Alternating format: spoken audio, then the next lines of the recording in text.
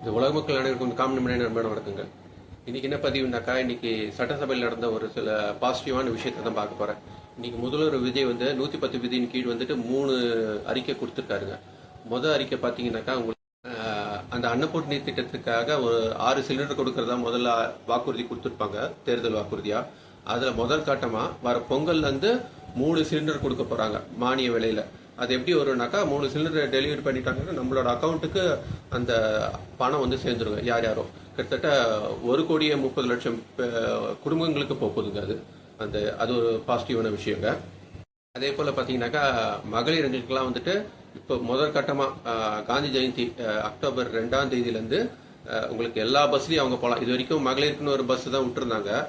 அது limited stop bus மாதிரிலாம் கிடையாது. இது எல்லா ஸ்டாப்லயும் நின்று போற மாதிரி பஸ். இப்போ எக்ஸ்பிரஸ் எல்லா பஸ்லயும் லிமிடெட் ஸ்டாப் எக்ஸ்பிரஸ், இந்த நார்மல் பஸ் எதுல வேணா அவங்க ஏறி போகலாம் சிட்டிக்குள்ள. அதே கிராமப்புறங்கள்ல இருக்கிற டவுனுங்கள்ல இருந்து கிராமத்துக்கு வரது போறதுக்கும் அதுக்கும் எலிஜிபிள் தான் சொல்லிட்டாரு அவர். இப்போதைக்கு அந்த லெவல் பண்ணியிருக்காங்க. இன் ஃபியூச்சர்ல படிப்படியாக ஏற்றுவாங்கன்னு நினைக்கிறேன். அதே போல பாத்தீங்கன்னாக்கா, பரந்தூர் விமான நிலையத்தை டிராப் பண்ணிட்டாங்க. டிராப் பண்ணிட்டு நம்ம ஏர்போர்ட்டோட டெர்மினல்ஸை இன்க்ரீஸ் பண்ண போறாங்க. ஏற்கனவே ஒரு வீடியோல பேசியிருப்பேன் அதை பத்தி. அதே போல ஒரு 5th டெர்மினலும் ஃபியூச்சர்ல வரப்போகுது. இப்போதைக்கு 3rd டெர்மினல் முடிகிற மாதிரி இருக்கு.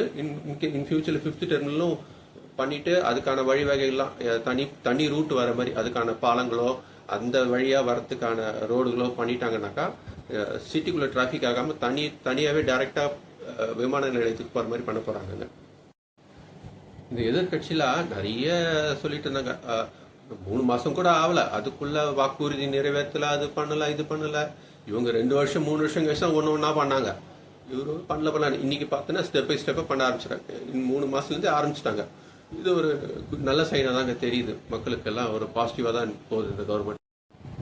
அதே போல நம்ம முதலமைச்சர் திரு விஜய் அவர்கள் 110 விதியின் கீழ் கொண்டு வந்த இந்த 3 ஸ்கீம்ஸ்க்கும் என்னோட அன்பார்ந்த நன்றிகளை தெரிவிச்சுக்கிறேன், பாராட்டுகளை தெரிவிச்சுக்கிறேன். அதே போல இந்த பரந்தூர் விமான நிலையத்தை டிராப் பண்ணதை எதிர்த்து எதிர்கட்சி டிஎம்கே அவங்கெல்லாம் வெளிநடப்பு செஞ்சாங்க.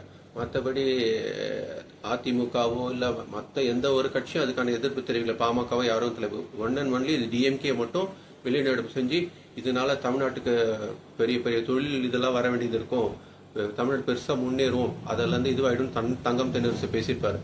ஆஸ் அ காமன் மேன் என்னோட ஒரு பதிவு என்னன்னாக்கா, எந்த ஒரு பெரிய தொழில் நிறுவனமோ இதுவோ ஒரு இயற்கையை அழிச்சிட்டு, ஏரியோ இல்ல விவசாய நிலத்தெல்லாம் அழிச்சிட்டு அங்க டெமாலிஷ் பண்ணிட்டு அங்க ஒரு விமான நிலையம் வந்துச்சுனாக்கா அது நமக்கு தீங்காதான் முடியும். அது ஏன் சொல்றேன்னாக்கா, இன்னைக்கு கூட நியூஸ் 18ல பார்த்தேன். ஜியோலஜிக்கல் குழுவை சேர்ந்த அமைப்புல இருக்கிற ஒருத்தர் என்ன சொல்றாருனாக்கா, இது ஏற்கனவே அவருக்கு இதுக்கான குரல் முதலே கொடுத்திருக்காரு. இந்த மாதிரி பரந்தூர் விமான நிலையம் வர்றது நம்மளுக்கு நல்லது இல்லைன்ட்டு. அவர் என்ன சொல்ல வர்றாருனாக்கா, இப்போ பரந்தூர் விமான நிலையம் அங்க உருவாயிடுச்சுனாக்கா, ஏரிகளை அழிச்சுட்டு டெமாலிஷ் பண்ணி அங்க கட்டிட்டாங்கனாக்கா, நல்ல மழை பெய்யுதுன்னு வச்சுக்கோங்களேன், காஞ்சிபுரத்துலயோ வேலூர்லயோ, அப்ப அவங்க அந்த தண்ணியை தேக்கி வைக்க முடியாது. அந்த தேக்கி வைக்க முடியாத தண்ணி நேரம் இங்க செம்பரமக்க ஏரி தவிர செம்பரமக்க ஏரியில இருந்து நம்மளுக்கு ஃபிளட்டட் ஆயிடும். ஒரு உதாரணம் உங்களுக்கு சொல்லணும்னாக்கா, 2015 பாத்தீங்கன்னாக்கா அந்த சைடு தான் பெஞ்சுது நல்லா. முதல்ல அங்கதான் பெஞ்சுது. காஞ்சிபுரத்துலயோ இல்ல வெள்ளூர்லயோ பயங்கர மழை. அங்க இருக்கிற ஏரி குளம்லாம் ரொம்ப வழிஞ்சுதான் இங்க சென்னைக்கு. அப்ப அந்த சமயம் சென்னையிலும் நல்ல மழை. அந்த சமயத்துல அதனாலதான் நம்மளுக்கு வெள்ளம் வந்தது. செம்பரமக்கம் ஏரி திறந்து விட்டாங்க, நமக்கு வெள்ளம் வந்தது.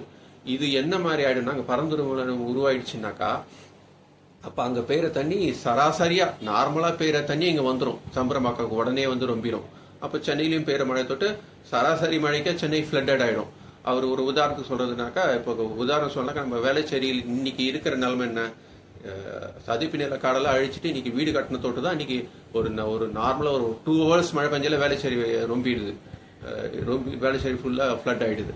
இதை கரெக்டா உதாரணமா சொல்லாருங்க. அதனால இந்த கவர்மெண்ட் எடுத்த டிசிஷன் கரெக்ட், 100க்கு 100 கரெக்டான டிசிஷன். அதை நம்ம வரவேற்கத்தக்கதான் இந்த டிவிகே கவர்மெண்ட் எடுத்த டிசிஷன். அதே போல இந்த விவகாரத்துல கடந்த ஆட்சியாளர் மேல என்ன எலகேஷன்னாக்கா, இவங்க பரந்தூர் விமான நிலையம் எப்போ டிசைட் பண்ணறதுக்கு முன்னாடியும் நிறைய லேண்ட்ஸ் வாங்கியிருக்காங்க கடந்த கவர்மெண்ட் சேர்ந்து. அதே போல பரந்தூர் விமான நிலையம் டிசைட் பண்ணதுக்கு அப்புறமும் எக்கச்சக்க லேண்ட்ஸ், ஏக்கர் கணக்கா கோடிக்கணக்கான செலவு பண்ணி ஏக்கரா வாங்கி வச்சிருக்காங்க.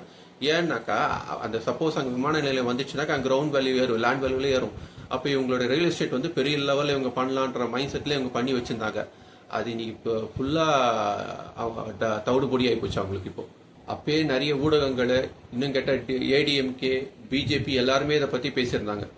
இவங்க அதை டிசைட் பண்ணி ஆரம்பிக்கும் போது இதை பற்றி நிறைய டாக்ஸ் ஊடகங்கள்லையும் நடந்து வீட்டில் ஒரு சில சேனல்ஸ் எல்லாம் கூட பேசியிருப்பாங்க அதை பற்றி.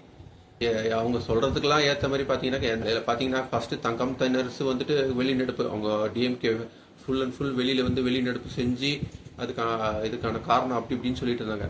ஒரு 2 to 3 ஹவர்ஸ்ல போன முதலமைச்சர் திரு ஸ்டாலின் அவர்கள் பேட்டி கொடுக்குறாரு, இதனால தமிழ்நாடு 2-3 வருஷம் பின்தங்கி தான் போகுதுன்ட்டு. அப்புறம் கொஞ்ச நேரத்தில் எதிர்கட்சி தலைவர் உதயநிதி அவர்களும் ஒரு அறிக்கை கொடுக்குறாரு. சாயங்காலம் பார்த்தீங்கன்னாக்கா சன் டிவி இதில் டிஆர்பி ராஜா பேட்டி கொடுக்குறாரு. பயங்கரமாக இதனால நம்மளுக்கு பெரிய இதுன்ட்டு.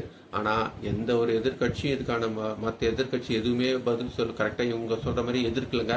ஈவன் சௌமியா அன்புமணி ராமதாஸ் கூட பேசும்போது விவசாயிகளுக்கு தொல்லை கொடுக்காத, இன்னும் 2 வருஷம் தள்ளி போனால் கூட பரவாயில்ல, விவசாயிகளுக்கு யாரும் பாதிப்படையாத, சுற்றுச்சூழல் பாதிப்படையாத ஏதாவது ஒரு இடம் கண்டுபிடிச்சி அங்கே போகலாம், அது ஒன்றும் பெரிய பிரச்சனை இல்லைன்னு அவங்களும் சொல்லிட்டாங்க. அதனால் இது நல்ல வரவேற்கத்தக்க விஷயம் தாங்க. நன்றி, வணக்கம்.